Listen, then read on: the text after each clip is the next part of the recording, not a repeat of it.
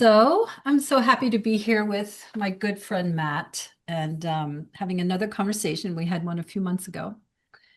And this time we wanted to speak about something that both of us are completely, um, I don't know, just in alignment with together, you know, Mm, and on this path of dissolution and deconstruction and awakening, there's something that we discovered that we share, and that is our love of love, love of devotion, and like the bhakti path, basically the path of devotion and surrender. And I've woven in and out of it in my life. And it's come and gone, but now it's like we were just talking a moment ago before we started to record that it seems like some people are more wired to be devotional types, even following a very profound, deep deconstruction and dissolution of the personal self, that one still may have um, sort of an inner orientation towards,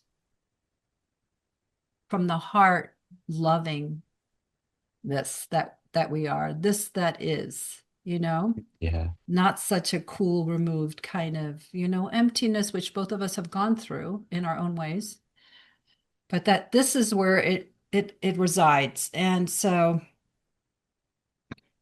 there's so much to talk about here. But first, I just wanted to ask you, Matt, um, what do you think in your life has, and I know it's a big question, what do you think has made you prone to this path of devotion, that's a primary kind of orientation for you organically? Yeah, like what has made that like Mm. like we could talk about soul qualities, that are inherent in the nature of the soul, or the non-dual people will kick up a bit of a stink about like the word soul, but like that inherent kind of orienting principle or inner GPS or compass that kind of guides us, through this process and through our lives, like where that inherently comes from, like, I don't know, I can speculate, like you could say it comes from other lifetimes, or you could say it's just, like the color of our eyes. It's something, that is unique about us, or our fingerprint, in terms of Is your our dog bothering you? no, she's okay. She's very devoted. She's a devoted being. Yeah, yeah, she is. Yeah. Um, and so it's kind like it's just inherent, and it was always there for me. Throughout my life, just this kind of longing and yearning and kind of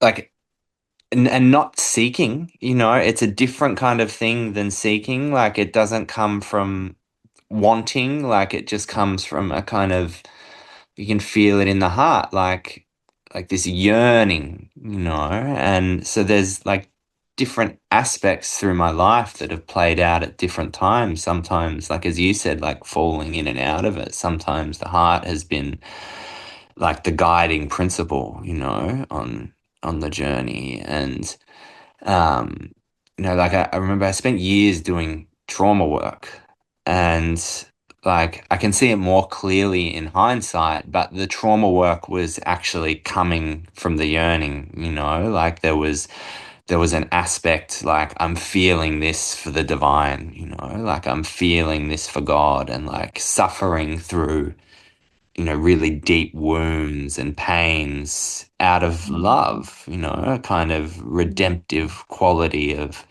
like I'm meeting this. out of love for God. And, like with that yearning, it kind of guided, by grace, different depths of awakenings, that happened at different times. It doesn't feel like that, that as you spoke about, emptiness came from that same place. That was more kind of just open to spacious presence, seeing through the eye. And there was just this awareness aware of itself that felt like it was separate from everything else. But then, what brought that, because at that point it kind of feels like there is a sense that like, oh, I'm done, I've seeing the nature of reality, seen through the center of the self. Mm, And mm, but then there's like, something else that was already there, like came online, or more to the forefront, and this kind of longing, this kind of, it's almost like a painful, sorrowful longing, like that's mm, just like a kind of willingness to go through anything, to open, to be broken, to be squashed, like to be continued, to be humbled by life. And I feel like, like some of the deeper layers of conditioning, which can obviously still come up, at different layers and levels. Like there's no way of breaking through and descending downward into that without that devotional heart, in my experience, like, mhm. um, to really meet a humanity, Yeah. like, and then for our humanity to wake up to itself as also that, so it's like, you could say it's the beloved's love for itself, which then throws itself back in and into the human experience and wakes itself up within Right. that. Right. Yeah. What else would do it, right? Yeah, What yeah, else would do it? exactly. It's like it would be like, no, I don't think so. Yeah, yeah, I'm yeah, just going to exactly. Nah. stay nice and removed, Yeah, ex but in exactly. this messy human thing, but it's an intimacy, right? Yeah. With this has with itself here. And the only way that it would want to do that is through this, yes, I'm willing to be here, right? Yeah, I'm willing to suffer. Like I'm willing to go into the pits. Like I'm willing to be crushed, be Mhm. broken, Right. open and down and worn down to nothing again, and Exactly. it's like out of love. Whereas, like the difference between that and the path of, we could say transcendence or waking up, um, which is completely needed and valid, but it's when it becomes like a landing place, a place that we kind of a station, and just Mm. kind of stay there. It's incomplete in this, and they say that's kind of non-dual, and a lot of the non-dual teachers are teaching that It's so that's weird. non-dual. I never Yeah, saw that as non-dual. I mean, like, really? it's just existential duality, Yeah.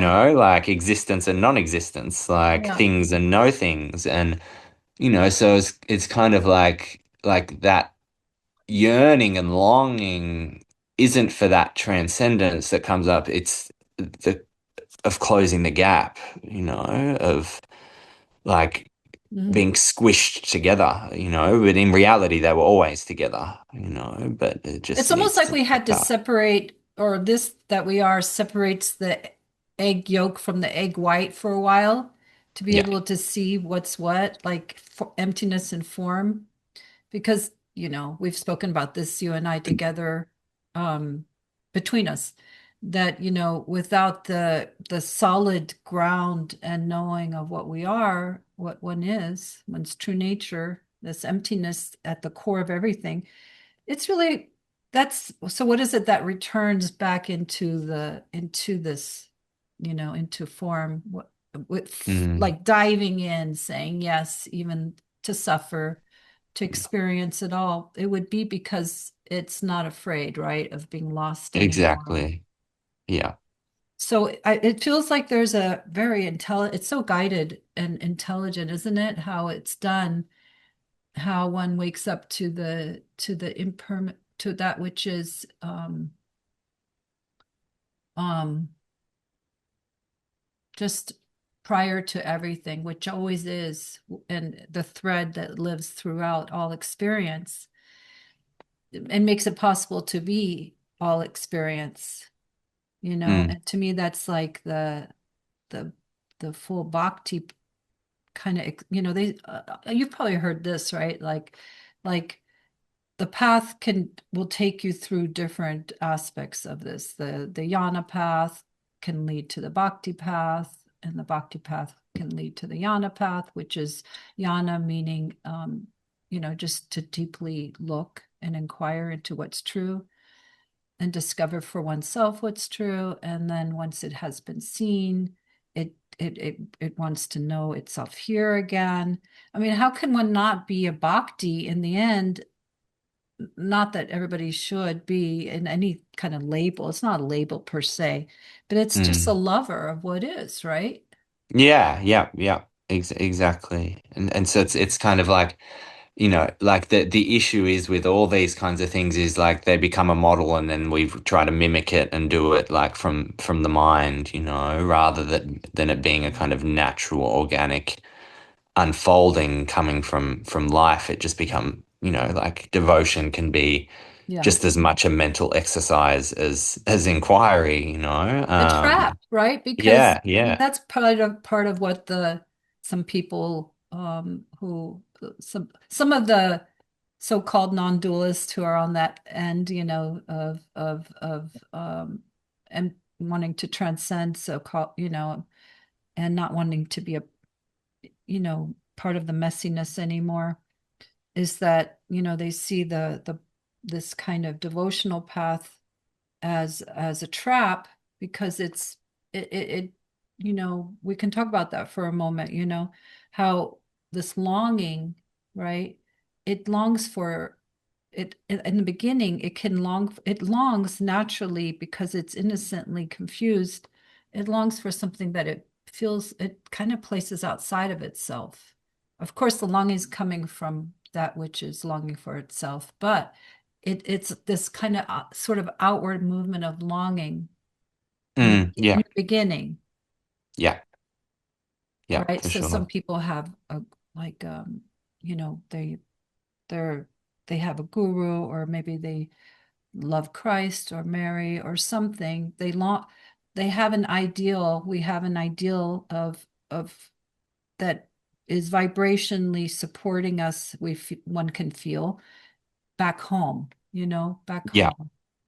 yeah, for sure. And it's like, you know, like because our consciousness is so fixated on objects, as well. Like, and this is where both, like, I can't remember who said it, but it's like both Jnana and Bhakti, two wings of the same bird. Like, and you look at people like Nisargadatta and Ramana, and we've completely missed this in the West and get focused completely on inquiry and transcendence as their teaching. But they were like very devotional, a huge aspect of Ramana's teaching was about surrender and trusting God.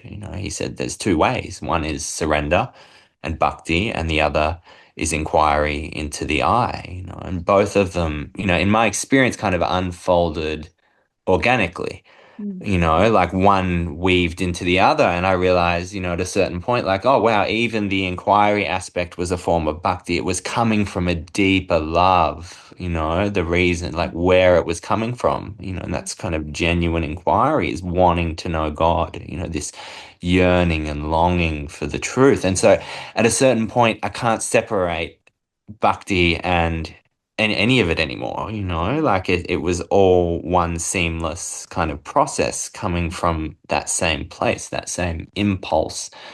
And in terms of like it being a trap, I think like, people will get caught in the mental concepts of like, oh, like, like you're not separate from it, like you can't be, like, how can you be devoted to it? And like there's no one to be devoted, like, and then you go to like the extreme neo-Advaita stuff. I think like, like in terms of that, um, like it's caught as an intellectual exercise, and it doesn't have that kind of saturation that's needed where it's actually like at a certain point, like you might feel like you're the lover and in love with the beloved, and you're kind of separate and devoted to something separate to you. It's like that slowly starts to melt those boundaries, and it's very different to just seeing that there's no one here.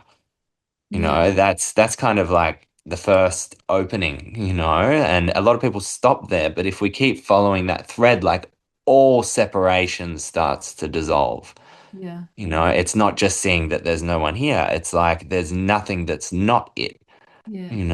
and so as that separation dissolves, it's like you realize, oh, it was God or the beloved's love for itself the Hmm. whole time, which was dissolving these barriers, kind of endlessly until it's Yeah. like you can't get away from it. There's nothing that's not it. And that's, it's very different to realizing I am empty space, I am pure awareness. Yeah. And this is the difference between love and kind of emptiness, but like I said, at a certain point, they kind of dissolve into Right. each other. Right. It's like the mind of God is empty and the heart of God is full Yeah. for itself, and both are co-arising and coexist, and they're not separate.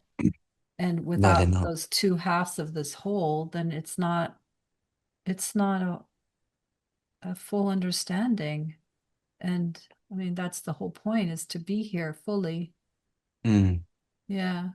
Yeah. And so that deep looking, and the love, like the bhakti, like become the same thing, like at a certain point, So there's like, say there's pain in the body, like I just went through a quite significant illness recently, and the level of pain, got to the point my organs were starting to shut down and kind of in the dying process. But um, like the looking and the bhakti, like the love, like is the same thing, like going through that, meeting the pain to the point there's no separation from the pain.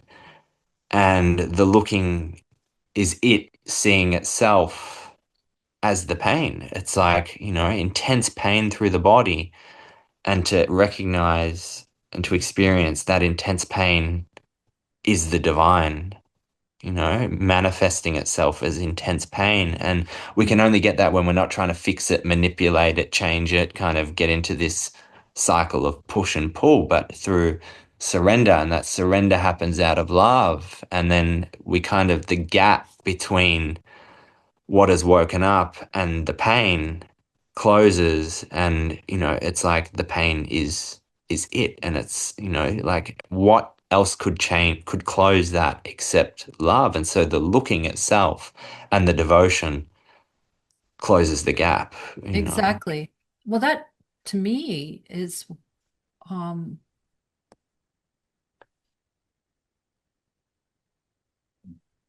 the isness, you know, being with what is, being what is, not Yeah, with being what is. Yeah. being what is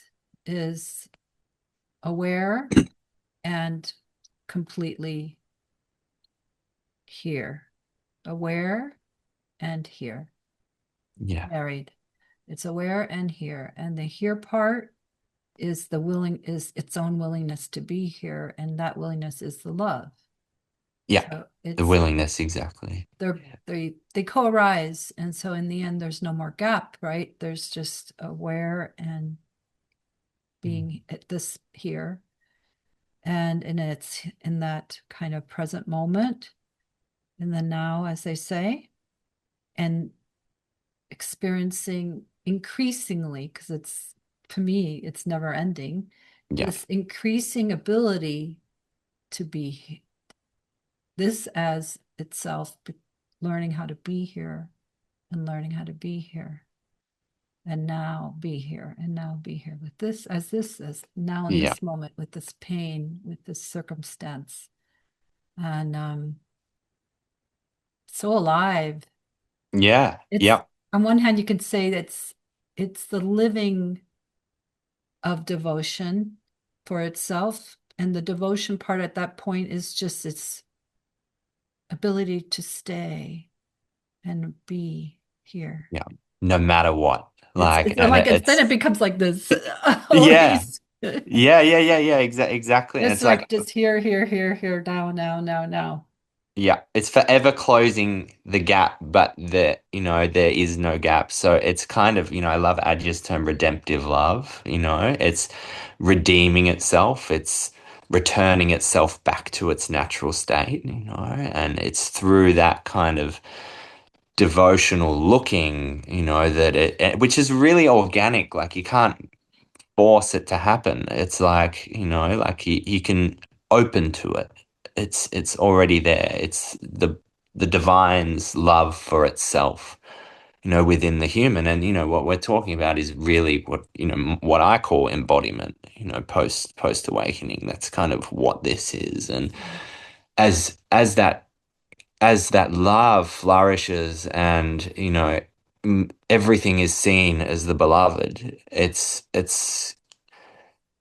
it just organically closes that separation between experience and experiencer, like it's kind of just it's like two balls of mercury just plop into each other, and then it's like the gap closes and it's kind of forever doing that. And in my experience, every time we like a gap closes or every time a really deep experience happens, like say the recent one I went through, well, I felt like I was dying, like but to close the gap between that, I was sitting in the hospital waiting room and the mind's like run outside and jump in front of a car, like to make this stop. Like the pain was that immense.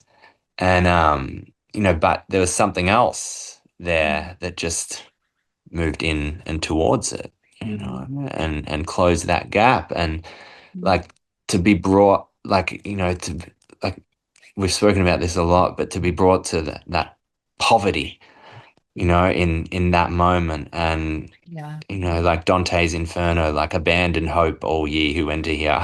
It's like to Oh, go to that deep layer of hell, that we're in, and abandon all hope of it being better, and let the gap close out of love, because even at that deepest layer of hell, like God dwells, you get to put it kind of poetically, and as that because gap closes. it's well, what is happening, I think, for oneself is as if there's a one self there, but um, it is the one self. But what's happening is that um, it's realizing that it is all of this, including it's not so that the armoring and the this division that has protected itself from being this so completely, and that completely is like I said a moment ago, it continues deepening how completely. Yeah. It's like it's it is this so much, it is it, and it's that understanding keeps happening, that it can't run away from its own self. No, Can't exactly. escape. It's like trying to Yeah. escape from itself. And like in the end, it's like, well, this is why some people have said throughout time, if you really knew what this was about and where it leads to, you might not want it. Yeah, exactly. It's like our Because you can't, preconceived there's no notions are wrong. Houdini, there's no magical Mm-mm, release valve. There's no hiding. exactly. There, If everything's it, then like, and this is where think like there's really nothing to do at that point, because everything is it. Everything is the will of God. Everything is, and that, like we can go off on all sorts of tangents about that. Like, well, is war the will of God or anything like that? Like, well, it's a completely different dimension. It's not. It doesn't apply to those kind of relative truths. no, well, the It's like, mind divides yeah, and the exactly. heart unifies. So it's not gonna be found out that way. No, no, exactly. And so, it's like I remember feeling like at a certain point, there's no escape, and it really brought up like this deep layer of conditioning, where it's like feeling completely trapped. Like, there was this period where could be space, it'd be the space that everything is happening within, and it feels like the moon is within my own consciousness and awareness. Like the body is just kind of this like separate object happening within what I am. And I'm just like this vast emptiness. But then at a certain point, as the gap started to close between, the content and the context, like it was just kind of squished together. I used to say it's like I'm in a car crusher.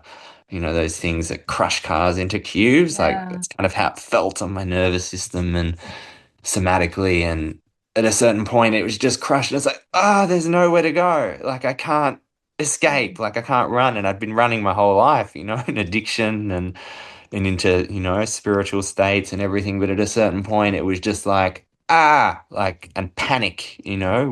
would set in. Like I can't get out of here. Yeah. And then, over time, through that love, that longing, all the different parts. I can't say all, because they obviously it's never ending, but the different parts that, weren't on board with that, panicked and resisted were brought to the surface and met and wake up to themselves as Right. also that and slowly relax more and more Right. into trust, because That's how could right. it not?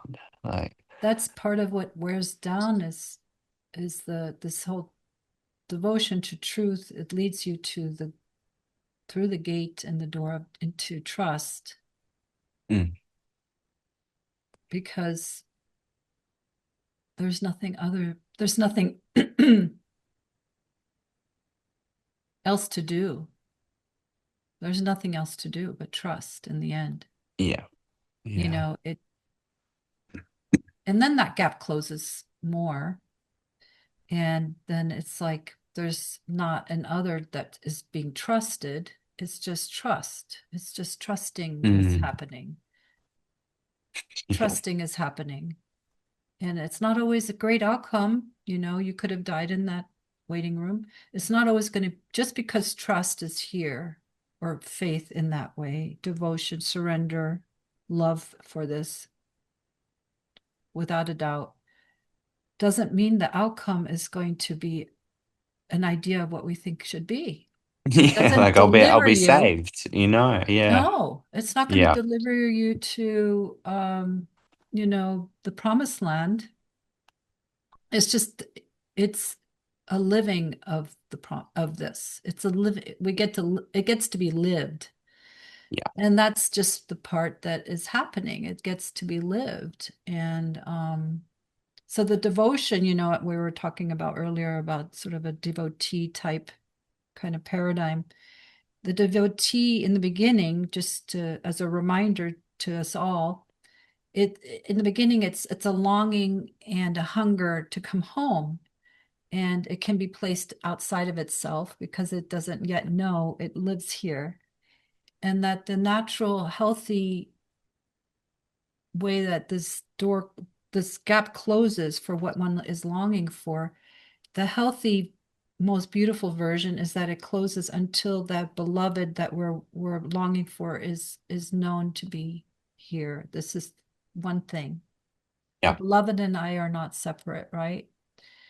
And yet we all have different qualities and personalities, even the great ones that one might still love. Like I still have my love, the ones that I love, that are not in the body. One is, some are in the body, some aren't. And and one thing I do want to say is that just because that gap closes and one knows that this knows itself as one with in the same way, that doesn't mean that there aren't increasing levels of understanding that exist out there. yeah, And exactly. so just to that helps me remain and feel kind of humbled and sort of like there's always something greater than me that I'm aware of. That it has more understanding, more knowledge, more. It's just further along. Let's put it that Yeah. way. Yeah. And I love knowing that, because then I feel held. It's a bit that devotional kind of paradigm of not really a child, but not necessarily at the same level. And that suits me just fine, by the way, because that means the growth is never ending. It continues. And that one might adore, for instance, they have theirs that they adore. Like Nim Curly Baba is one of my gurus, and he has Ram, Yeah. and Yeah. Ram has, whomever. So Yeah. it's like these nesting dolls almost, that we almost Yeah. get to this that we are, it graduates and it graduates into its own understanding, unfolding. It unfolds into itself and graduates. At the same time, what is, it always is, but yet something is still gains vaster intelligence and understanding from the vastness that is, because imagine how friggin' vast it is. It is so vast. How can it all be known in this little? Yeah, yeah, yeah. It's like those Russian dolls, when you That's open it. one and there's another one inside, but it kind of goes the other way. Like, Exactly the other way. Like we're, maybe not, we're, here maybe, and then so, yeah, exactly. Yeah. and there's no rush and from, and it to me, oh, it's such grace. Yeah. Exactly. And Yeah. it's like, and we've spoken about this before. We feel that this aspect is really lacking, especially in the West, like Yeah. that sense of like of I remember Adya talking about, one time he ran a retreat called Servants of Truth, and his retreats were packing out at the time, and this is me paraphrasing his story, but this one called Servants of Truth just like didn't do very well. And like he put it down to like Westerners don't like being servants, and Oh, like yeah. yeah, it's that sense of like, like devotion and bhakti, like when it's real is that sense of like humbling in it, like the Sufis, like I really love the Yeah. Sufis and the Christian mystics, because it's like such a, prostrating themselves before God, like humbling the heart, considering themselves so small and little, Yeah. and all power belongs to the Lord, to the beloved, and loving God like completely. Um, until they like get squished, Right. like It breaks down pride. yeah, It to feel like a servant is a humbling process. And yeah, in the West, we're such individualistic types yeah, yeah. and Empowered willful. We individuals and we willful. accomplish Yeah, things through will for the most part, and you can get very far, as you can see, with a big mess and also creating with the will. But being when that starts to break down, as it has for both of us and for many people listening, who else would be interested in this, right? When yeah, that and personal will breaks down, becomes more opens to divine and universal will, it's a transference. And from what I discovered and what I see also with people I work with and in general, is that when that transference starts to happen from personal to universal will, you can't really make things happen anymore in the same way from the yeah, world of Maya. The yeah, world of individual accomplishing will no longer applies, and it can be a very difficult time. But what's happening is one is being led to what is really wanting to happen from within the harmony and flow of life, what life wants, versus what the me and mine and the lost collective wants. It's not necessarily even good for the whole, but I noticed that that kind of passageway, it's a breakdown of into being humbled and this false pride and individualism and all that. Like, it can be a very difficult fire, right? The fire can be so hard, but it's so much easier, and it has been for hard, but it's so much easier for for those who are just like, take it, take it, Yeah, yeah, throw yeah. what I'm Yeah. going to throw it as much as I can into the fire, Yeah. burn it, burn it. And part of it comes out of faith and trust that it knows what it's doing. It doesn't make it easy, it doesn't mean there is some fighting and resistance in it. And but like, what? This too? This has to go as well? Oh, shoot, why can't I have that? Yeah. you know um but it's like, no, anything that's not true, that's false, that doesn't serve, that isn't, you know and maybe even we have our own karmas. We have Yeah. our own karmas. We're continually being forged in the fire of truth, and life uses itself and experiences in order to create and forge us into finally something that is not resisting this, that it is, that it's no longer in opposition and trying to still be in some kind of willfulness or a me here, still a doer, but it finally becomes something that can be worked with and and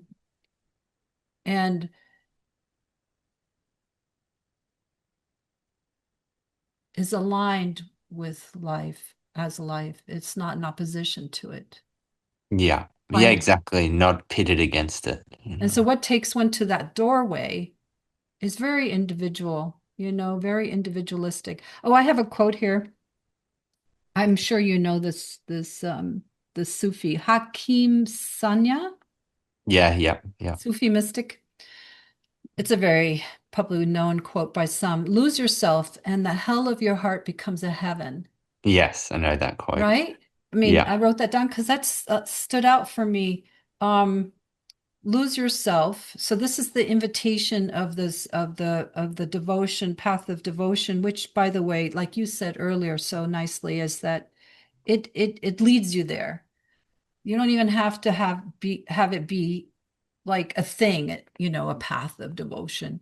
No, it leads you to being squished, lose yourself, and the hell of your heart. And that to me is resistance and the pain and division becomes a heaven when one is finally in alignment with what is, alignment Yeah. with itself, an alignment. And it's just like one thing happening versus that feeling, Yeah. Yeah, yeah, yeah, you yeah, yeah. The know. push and pull. And I'm not Yeah. saying it's like the forging is still, I'll be honest, the forging is still happening here because it's Oh, like always, every day something, not every day, but often Yeah. something comes, like the ending of a friendship, a Mm. betrayal of some sort, can happen. Someone you love suffering, or a health crisis when own, or a parent when once my mother is going through some health crisis. There's so many things that come in um, that keep instructing, like how do I put it? Just become more and more in alignment. And they become more and more like, it's more and more wakes up to itself, and each thing will bring up different aspects of conditioning that long to return home, Yeah. like Oh, as nice. well, and Yeah, long to be perfect. met. Like, so it's this never-ending process No, no, of it's, like endless enlightenment kind of thing, where it just is oh, I like it. always opening to itself. It's a Hamid Ali term. I think he's got a book, Endless Enlightenment, but it's just always It doesn't belong opening to to anyone. more of itself. Yeah, yeah. I And mean, you so, know what I mean? Like these terms. oh yeah, for I'm sure. just Yeah, not, I'm just I just think I think it's a name of one of his books, no, but I'm just saying, you know, even like the path of bhakti, the Jnana path, the Sure, sure, sure. non-duality, the quotes by Adya, the quotes by so and so.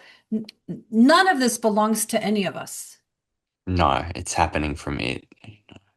It doesn't, there's no ownership. It's in the end. We can put that in the fire. Yeah. Yeah, exactly. It all belongs to it. And this is like, part of the bhakti thing where, everything is surrendered over. We don't take ownership over anything. It's all God's, like everything. And Yeah. there's a beautiful Saint Teresa of Avila quote, and she says, mistaken are those who believe that union with God is about states of ecstasy and enjoying the enjoyment of those, but rather union with God is about the complete surrender and subjection of our will into the will of God.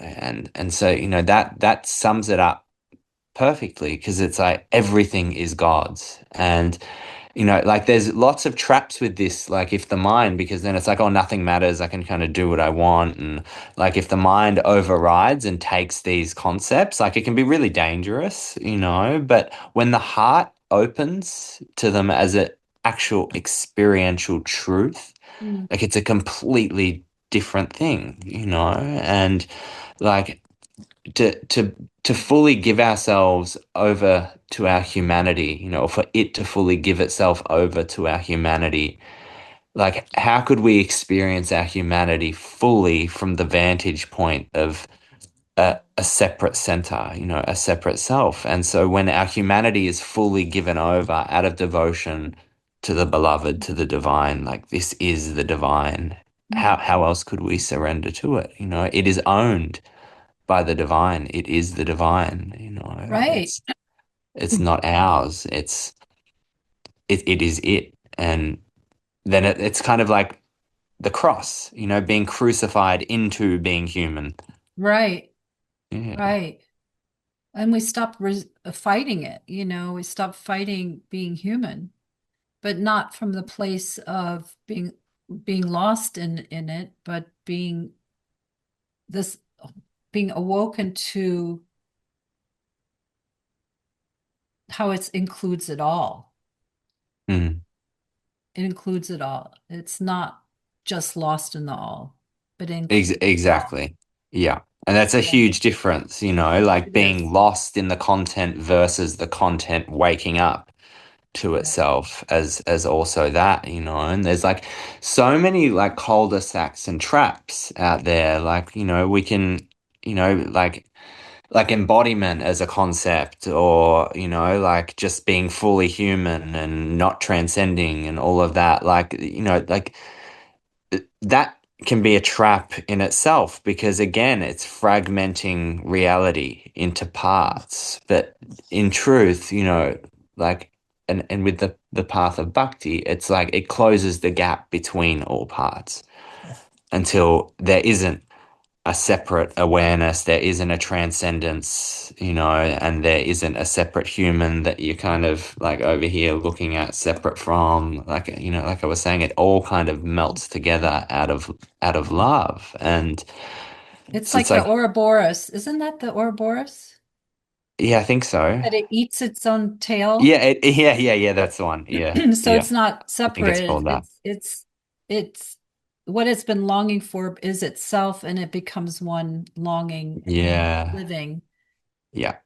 It's like what do they say? Brahman is devouring itself. Right. That. It devours itself. Yeah, So until it really devours itself, it's still, a dualistic kind of yeah, paradigm. As is that extreme non-dual one that we were speaking about earlier is yeah, dualistic, and as is being lost in being the human experience, being lost and not realizing one's true nature that's living division out. yeah. Yeah, yeah, exactly. Yeah, but part of this kind of devotional piece, just wanted to bring it back around. Yes, remember how I was talking earlier about there's always something greater than us? I, Mm, that's the part that it seems sort of like that part is maybe how some folks are wired more to continually see it that way. And to me, that would be a maybe as part of this, just the nature of this being, that it it it it enjoys and loves knowing that versus this is all there is, this awakeness, and this is good, and being even embracing the human, all of that. And to me, that brings in the mystic. So then it mm. veers into the mystical. So it's like, okay, so we have the non-dual awakening, not that non-dual, but the integration of it all, The dual awakening, dual yeah. awakening, and it uses whatever it needs to use to get there. And then you have it for you too, dare I say, and you can correct me if I'm wrong. At least then it leans some of us lean into the mystical kind of branch, and that mystical one, and I'm not saying everybody doesn't have it, I'm just speaking what I know here. And that mystical one is like it continues to know that there's something, there's ever more. Yeah, it keeps And it going. and it and it and it and it it's not just a word. You know how you hear some people saying, "Oh, this is endless. It goes on." And but Yeah, it leans into it. It leans into it in an experiential way of like can sense there's more, and then there's sensing there's more, and ex the trust and the faith that how vast this really is. And I don't know, the dimensions, perhaps feeling into some of those dimensions, the Christ dimension, yeah, yeah, yeah, for sure. you want to speak about something about that for yourself? Like, Yeah, yeah, yeah. Like just, a little ex story. Like, I was, it was about 8 years ago. I was in that kind of just empty space, and my mind's thinking, this is it. I And a remember bit. that time with, Yeah, yeah, yeah, yeah, I knew yeah. you then. Yeah. Yeah, yeah. It was. I think it was about, yeah, eight years ago. And like I'm sitting in the bath, and like at the time it was, Advaita Vedanta and those kind of teachings, like, and it was kind of like, yep, this is it. And part of me felt like it's not even that good, like, like, there's a sense of freedom, Oh, and people you just, know I feel so sorry for you at that, that you had that. yeah, yeah, yeah, yeah. Like it felt like a bit of a jib, Yeah. but there was a sense of being free from everything. Yeah. And, like I was sitting in the bath, and Jesus like appeared in front of me, and it wasn't like an image. It was like, it wasn't just a thought, it was a presence. And it's like, fucking, he took my hand and said like, it's safe to die. And, like I remember thinking, I'm not getting out of this bath. Oh God. Yeah. And just, but there was just this willingness, like, okay, like I'll die. And like just this, like what was left was still there, but there was this overwhelming love, like that just filled my system, like a divine love. And um it was something else kind of woke up. And like, and anything I would look at, it would be the face of Christ, like it was experienced as God, like I would look at it and I would just see Christ emanating from it. And that kind of flip-flopped and went in and out. Like it never really goes away, now it's just kind of more dominant or less dominant. And but it was kind of a grace that showed me like there's more.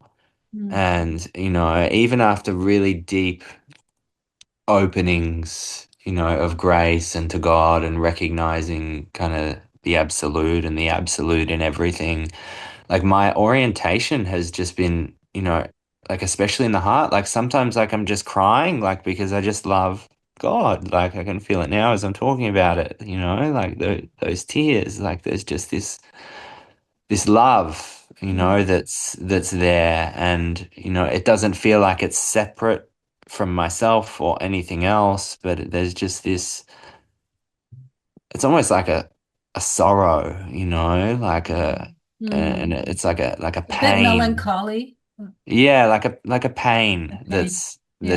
that's there. And Mm. um there's a Sufi quote, and it's I can't remember exactly who said it, but it's, if you do not offer everything you have to the beloved, then you'll be free from the pain that makes life worth living. And it's like this kind of open-hearted pain, like this, and in that pain is bhakti. It's like Yeah. this willingness within the pain to open to what is, and to keep following that thread. And that's kind of what you were talking about. Like we either keep going, something opens and keeps going, Yeah. or it doesn't. Yeah. Like, Yeah. Right. Well, that's, when this or that, either or, good and bad and pain and joy, they all collapse, and so both yeah, are available, you know, sadness and happiness coexisting, yeah, so that's like, like that Jesus image of the heart, the sacred heart, yeah, and yeah, Hanuman. I don't know if you know about Hanuman, the yeah, yeah, monkey. He yeah. opens The his monkey, heart, yeah. shows what's in there, and Yeah, yeah, yeah. Well, one of the things that takes place, that you know sometimes we don't want to be loving as much as we do. What this invites us one to is actually being undefended to love and to feel, undefended to feel, undefended to love, and to care. yeah, And so that's, to me, what's really happened over the years, and now too, increasingly, just this deep caring, because this understanding of how fragile and impermanent this all is. And and caring, and not just like for only humans or for only animals, but for, just can't help but care, like about the snail that's eating my lettuce. I move it, I don't kill it. There's a deep, deep care that you can't help but have for itself. It has for itself. It sees everything equally. I'm not saying this is, you know, first of all, language is dualistic. So it's like, I can say it, but it sees everything equally through the same, with equal eyes. And so it it doesn't have a it doesn't see like one tree being of more value than another tree. You know what I mean? yeah. It One sees what creature, it is. it just It's cares and one loves thing. and Yeah, wants all to thrive, everything to thrive. It because it is itself. It wants itself to thrive. Like, we come back to that same kind of place that we were earlier. And that is, there's no difference with it. It knows itself as this, and it knows itself as this. And so of course it loves, of course it cares. It is itself. yeah, So yeah. there's no more than, kind of hierarchy. Yeah, yeah, exactly. And like, and it also doesn't mean that we're perfect and we always act perfectly loving, and it doesn't mean we don't disagree with things that people do, Right. or we don't like things Of that course people not. I can do. shake a fist It's at like, some folks. yeah, I can stick my finger up and, Well, or like get yeah, angry and exactly. like get reactive to my kids, and like, all those things kind of still happen, but on a deeper level, like that doesn't go away. And it's like Bernadette Roberts said it well. She said, in terms of, you can love your neighbor as yourself. Like, she said, you love God in your neighbor, but your neighbor can still piss you off. Like, that's me paraphrasing, but like your neighbor can still be a problem and cause problems for Oh, you, for and you can, sure. and so Right.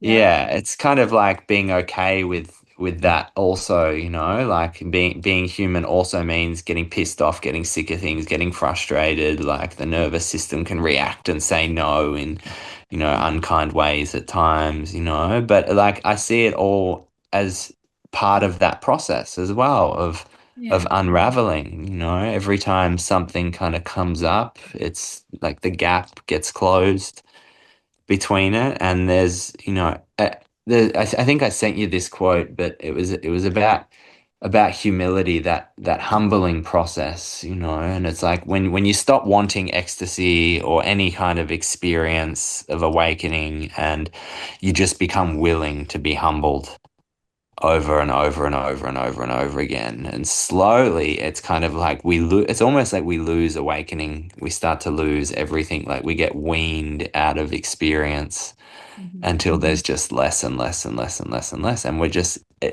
everything that we're talking about is kind of that process where we're just humbled and humbled and humbled and humbled, you know, until we're just like crushed. Mhm. And that the love and that willingness to be humbled comes from that same bhakti place, you know, that same caring, like it's like, you know, not to consider ourselves better, like, or be full of pride and arrogance and all these sort of things where we kind of separate ourselves and have this hierarchy, you know, look through the eyes of Mhm. the mind and It's a fragment and defense, you know. divide. Yeah, yeah, exactly. But when we It's become willing to be crushed Mhm. over and over and over and over and over again, you know, like we start to fall more into wanting less and less for ourselves, you know, in that And like you sense. said, made me think of the addiction to experience, you know, that you know, that we're looking for an experience still of some sort. Yeah. Yeah. Yeah. Yeah, it's not an Yeah. experience. Um, If we're clinging to an experience, then it's kind of like, you know, we're dividing again, you know, like because it's only showing up as one particular experience, you know, but as we get crushed kind of more and more and find that willingness to continue to be crucified and surrender, you know, like and this is where like the yearning and the longing, you know, can keep going because there's always a deeper level of well, understanding, you yeah, know. because also it hurts to not be living in truth. So, like what you were saying about conditioning and different things, you know, coming up, right? Reactivities or things that are still being worked on. It just Hmm. hurts not to be in alignment and living in truth and living from the heart. And so we continue to be refined.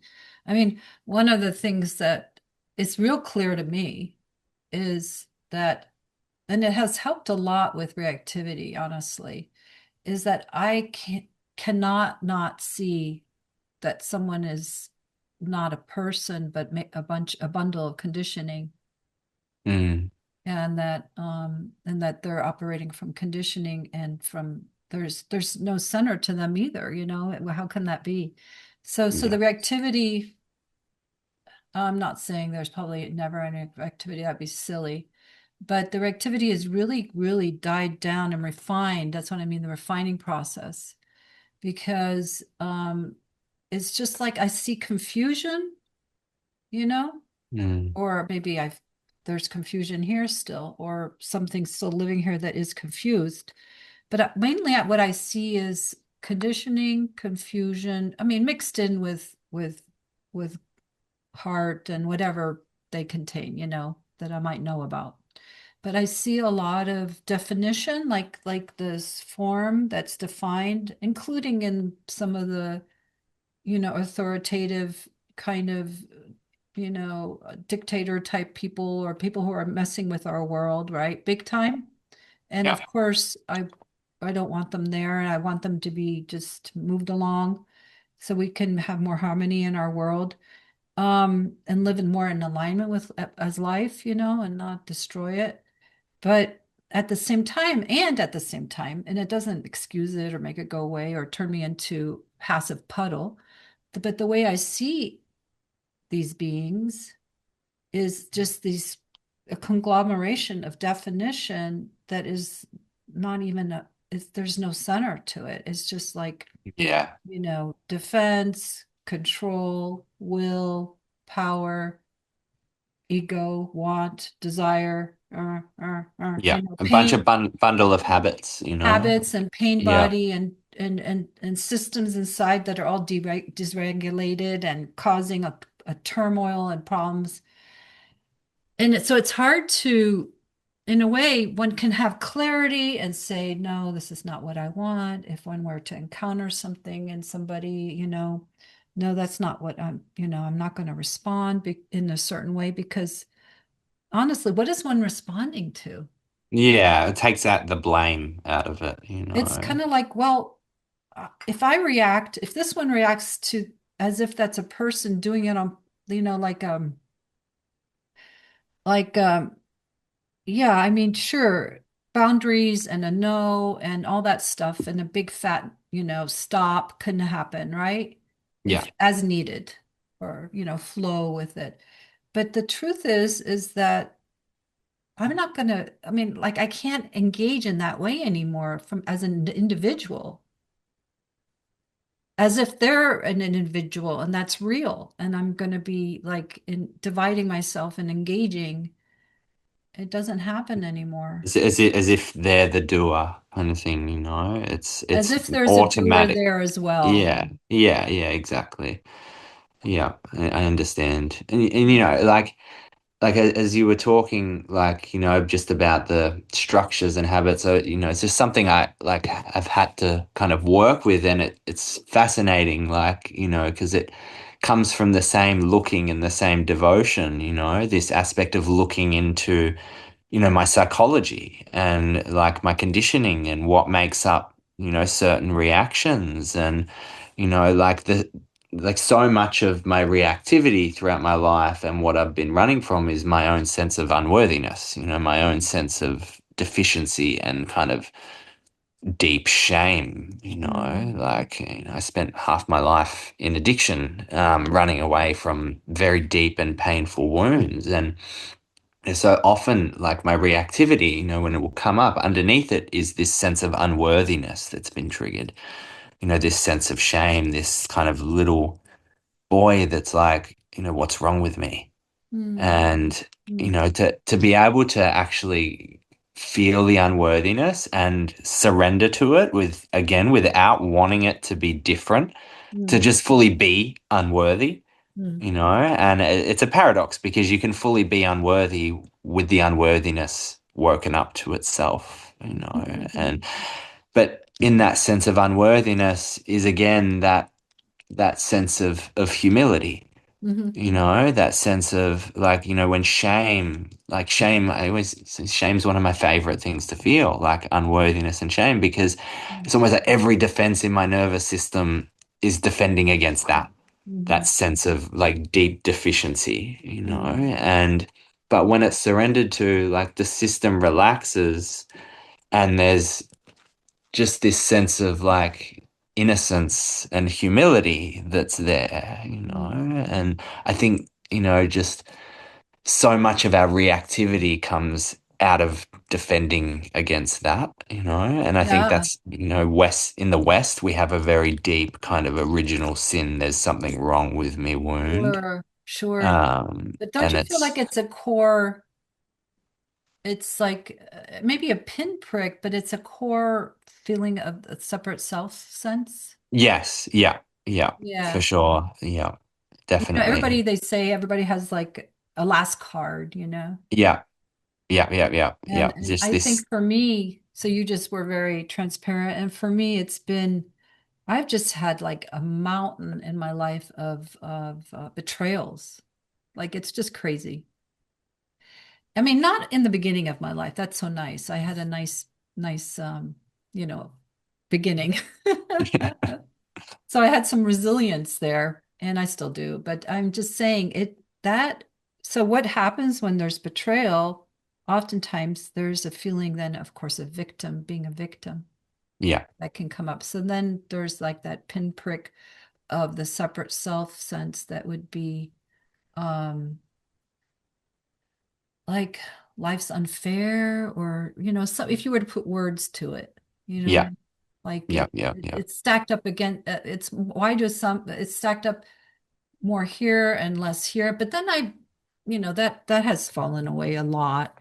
And of course life there it is unfair in many ways. There are people who are way worse off than us and way better off, others way better off. We're mhm, going to be somewhere in the middle, and karma plays its part, in that, this mystery of karma, which it doesn't mean it's punishment, but it also is the teacher. So, you know, things happening that so-called, in quotes, seem like betrayals, could seem like betrayals, are also lessons.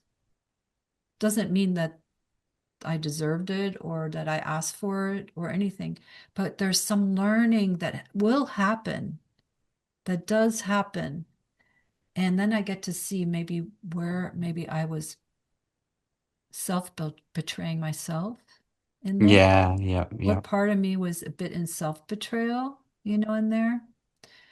And so these things, like, I think we're each given something, Matt, that is our cross to yeah, bear.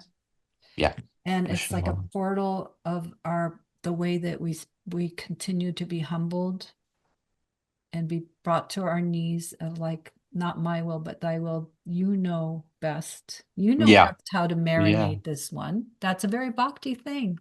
yeah, You know best exactly. how to make the seed sprout and leave its protective armor of a shell. You know best, and it will be life circumstances doing what it does. For some, it's, you know, health crises and financial, different people have different things, financial crises, health crises, um, a lot of loss, a lot of loss, a terrible childhood, crazy parents. Everyone is given something, and sometimes it feels and seems like it's, for some, you can feel, and one's heart goes out to those who are just, it's not taken down to one's knees in a way that is humbling per se. It's taken down to one's knees and broken to, Mm, and so that's, the part where one would, petition, you know, creator, God, whatever, to bring, to be kind and bring some grace to, for those who suffer, who don't know how to even grow from the suffering whatsoever. It's just too mm, much. It's too yeah, much. And, people are in wars and losing their children and starving to death. It's not always a portal. Sometimes it's just a hell realm, yeah, yeah, exactly. you know? Yeah. And maybe if there is something, to reincarnation or to other lot, to more dimensions to this reality, that, the mystery, that we've all, if it's not this life, we've all been taken down that way. And if it's not, you know what I mean? It's like, I don't know. I'm not, that's the thing. That's the thing about being always, maybe a humble servant in a certain way. Not, well, humble makes it sound like one is giving oneself that, but just a servant, is that I don't know. And Yeah, exactly. that level of mystery of divinity, of what life is doing and why, honestly, it's it's okay for me to not know. Yeah. And that's it, like it's arrogance and pride to think that we know, but to be humble enough not to know. And as you were talking, it's kind of like you're just feeling into things and it comes so much down to that, as you said, the word servant of truth, and it kind of relates back to what we were talking about before, and Adyar's retreat and all that. And I was kind of just feeling into it, and, like that sense of unworthiness, that's a core wound in the West. And it's like where this takes us is into such vulnerability, like Mm. to really kind of bow like our heads, and that's kind of a symbolic representation of giving up our will. It's like I don't know. That takes us into this almost infant vulnerability, like think of a baby, like it is so vulnerable.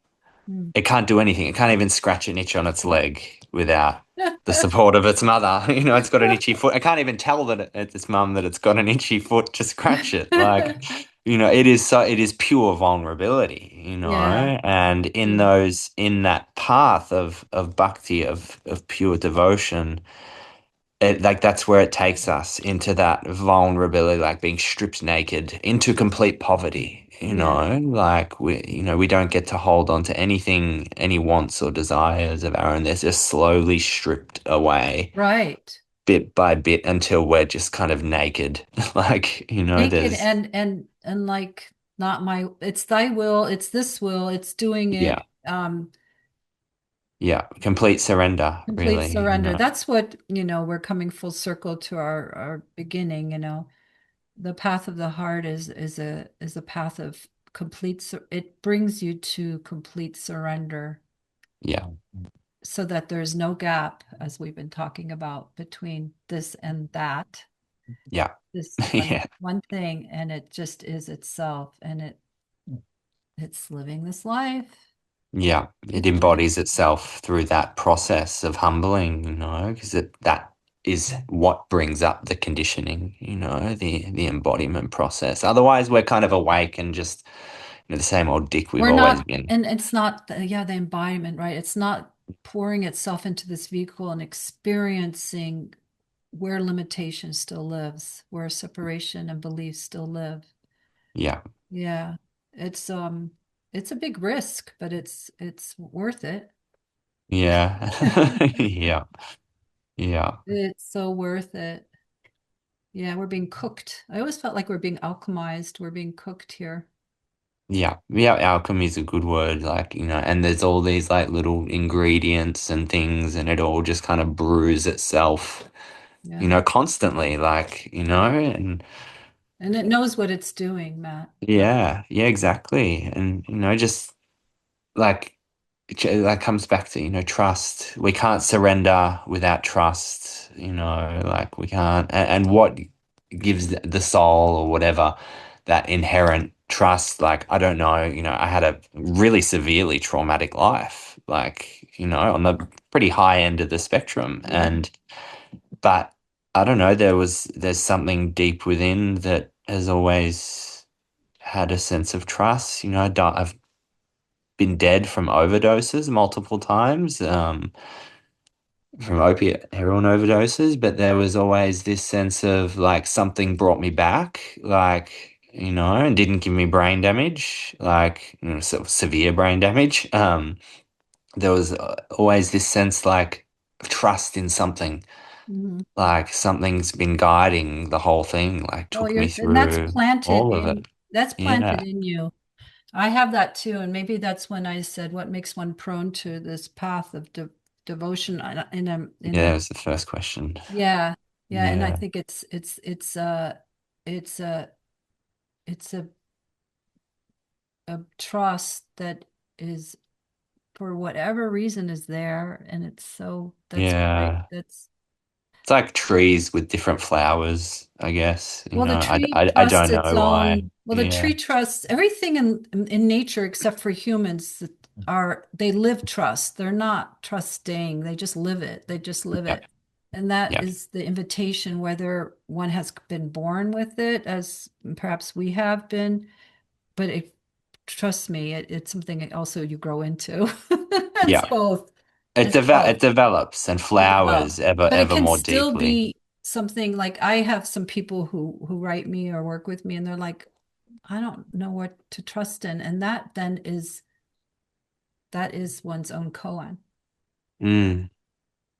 That's a Yeah. koan to feel into, and let that guide you for a while.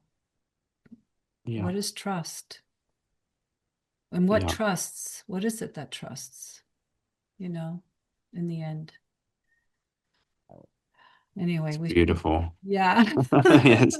That was a good way to end. Yeah, it is. And I love your Yeah. pooch being part of this too. Yeah, she's here. She's born with a lot of faith and trust in Yeah. you, in you. Well, Well, thank you. thanks, Love Matt, that for this conversation. conversation and the journey, everybody that you've been on with us. If you hung in to this point, there's a lot more we could say. We could probably talk for hours. We could, yeah. Yeah. Because, and we just scratched the little surface of all this, but yeah. And I feel my heart right now is really buzzing. Yeah, I can feel it. And the field feels kind of, I can feel like,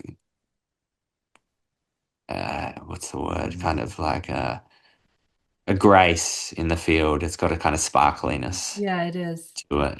Yeah, it Yeah. loves being spoken about. Yeah. Me too.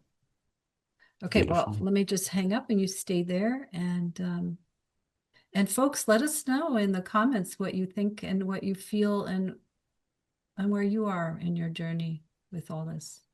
Thanks, everyone.